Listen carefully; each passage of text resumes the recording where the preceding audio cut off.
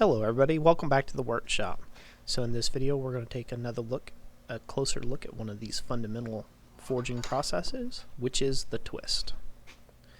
So a couple key things in this short video to talk about twisting is to have yourself a good twisting wrench, something that you can apply equal and even pressure.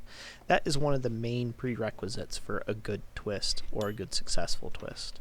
The other thing that you want to have available to you is your vise already pre-set up for the size bar stock, as well as your twisting wrench ready to go. In this video we're just doing a really simple, very basic twist. There's a ton of interesting twists out there, but if you adhere to these two simple principles of having a good twisting wrench already set up for the size bar stock and a vise already set up for the size bar stock to be working, it will make your twisting adventures go a lot smoother by a long shot. So the next thing that I'd like to give you a little helpful tip on is to clean your twist quite rapidly and readily. So you'll see in the next video clip, I will get this thing heated back up, and then we will cut this piece off. But before I get it completely cut off, or before I even cut on it, I'm going to brush this pretty rapidly.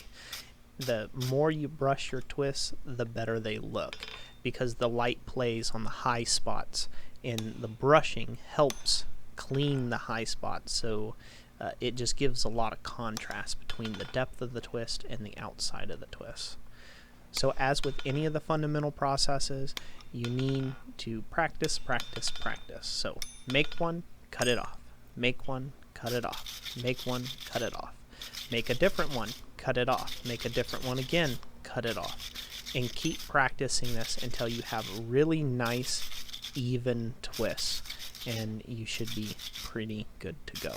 So that's it for this video. I hope you'll check out some of the other fundamental videos in this entire series that I'm doing here on YouTube, and I hope this video earns your subscription.